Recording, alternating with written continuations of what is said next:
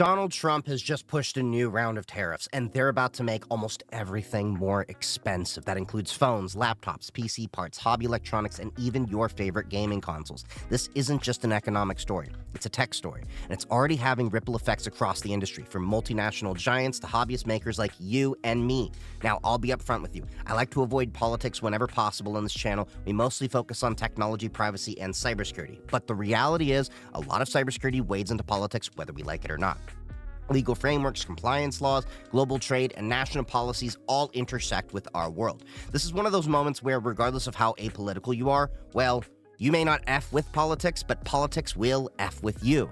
Yes, this episode is a little more political than usual, but this policy hits right at the heart of the tech space. Supply chains, privacy tools, consumer prices, and even cybersecurity budgets. So we're diving in. President Trump, who was re-elected in 2024 and is now serving his second term, has announced sweeping tariffs and customs reforms that are shaking up the global tech ecosystem.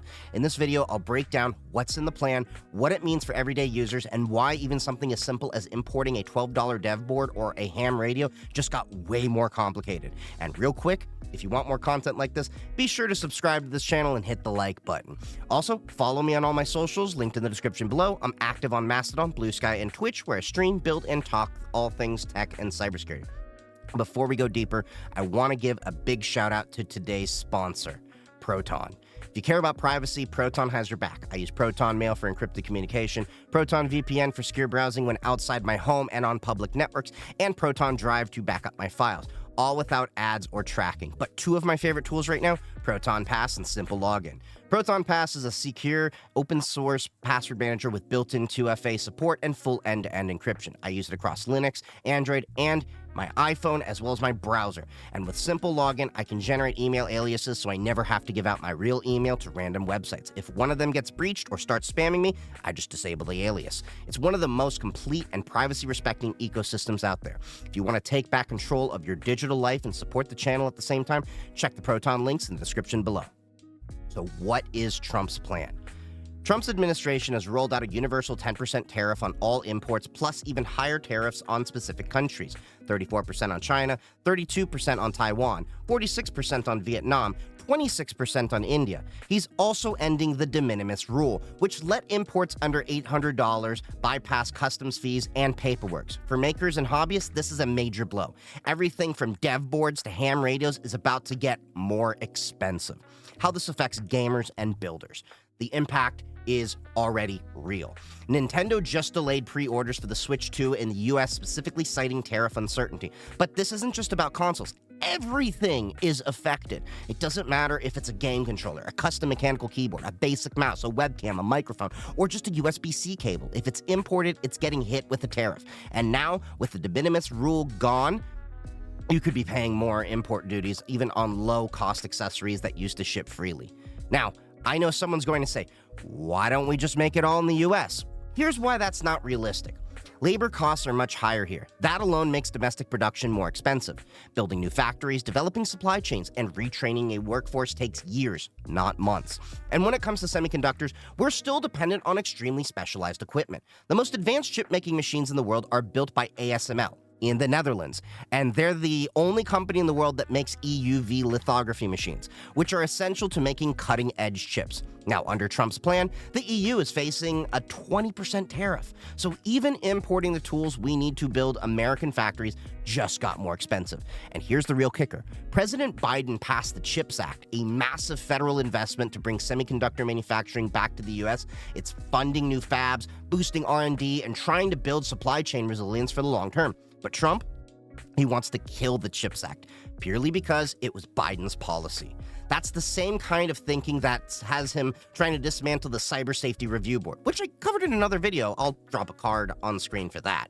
The bottom line, Trump is shooting his own economic agenda in the foot. He's so focused on undoing anything Biden or Obama touched that he's willing to sabotage real solutions, even ones designed to fix the supply chain issues he complains about.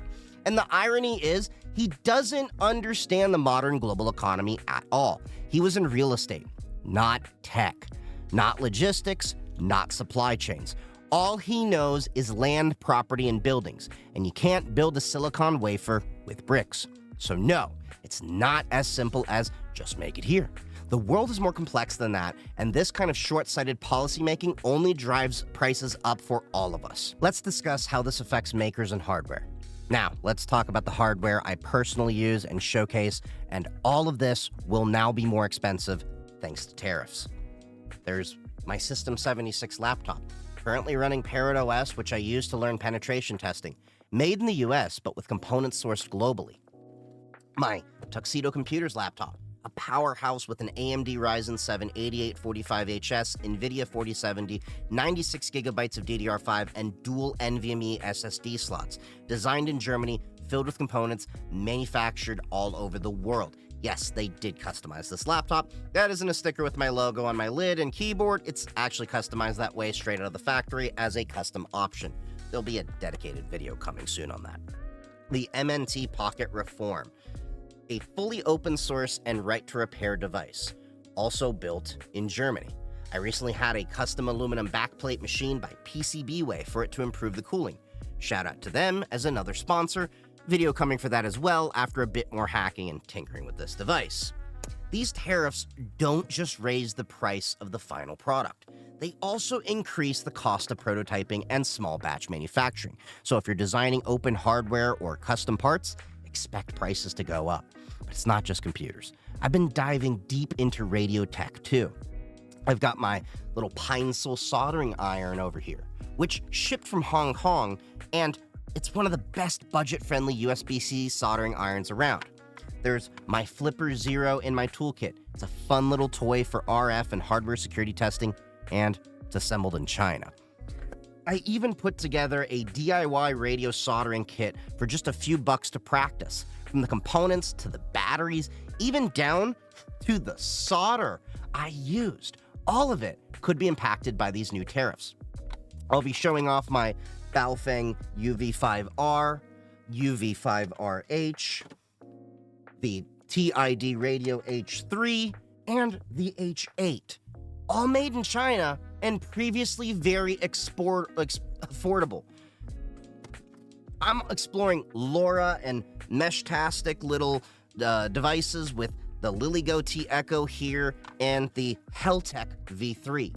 Both of them I use for mesh-tastic, and both are from China. I'm also picking up CB radios, GMRS radios, ham gear, and EMS scanners for my little radio station room and upcoming signal intelligence projects.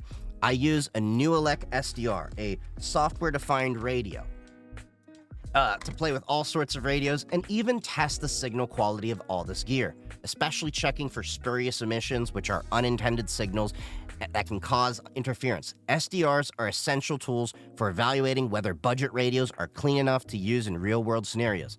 Interestingly, this Newelec SDR seems to be one of the only pieces of hardware from my recent acquisitions that is actually made in the USA or Canada. It's a rare exception in my lab, just like the Shure SM7B microphone I'm speaking into right now, which was manufactured in Mexico and China. Almost everything else, it's imported and will have a tariff. Side note, if you're curious about this hardware, I've dropped some links below. But keep in mind, I bought most of it before the tariffs were announced. Prices may already be higher by the time you're watching this. Quick heads up, if you want to get into ham or GMRS, you'll need a license to transmit legally, especially at full power with GMRS. We'll cover that in depth for future content. And if radios are your thing, join our Radioheads channel in the Discord. It's full of builders, hackers, and radio nerds who love experimenting just like you.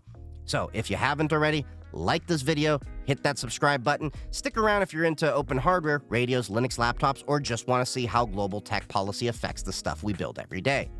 Let's discuss trade and taxes. Trump frames trade like a scoreboard. If we import more than we export, we are losing. But trade isn't zero-sum. We import parts and raw materials and export software, intellectual property, IP, and services. That's global cooperation, not failure. And if we're really so worried about spending in the US, maybe the real issue is revenue. Let's talk about the ultra-wealthy. Billionaires like Elon Musk and Jeff Bezos pay lower effective tax rates than most Americans. Even if we tax just 10% of their unrealized gains, which I know it's a controversial subject, but I'm not talking about taxing everybody, they'd still be the richest people on Earth. Meanwhile, it reportedly costs $184,000 a day just to live like a billionaire. That's more than most people make in a year. But instead of addressing these gaps, Trump wants to take it even further. He has even proposed abolishing the IRS and replacing all income taxes with tariffs. On paper, no more taxes sounds great, but in practice, it's a return to the Gilded Age when the U.S. ran almost entirely on tariffs. That era gave us massive income inequality, monopolies, and robber barons, all while working-class people struggled under skyrocketing prices and stagnating wages.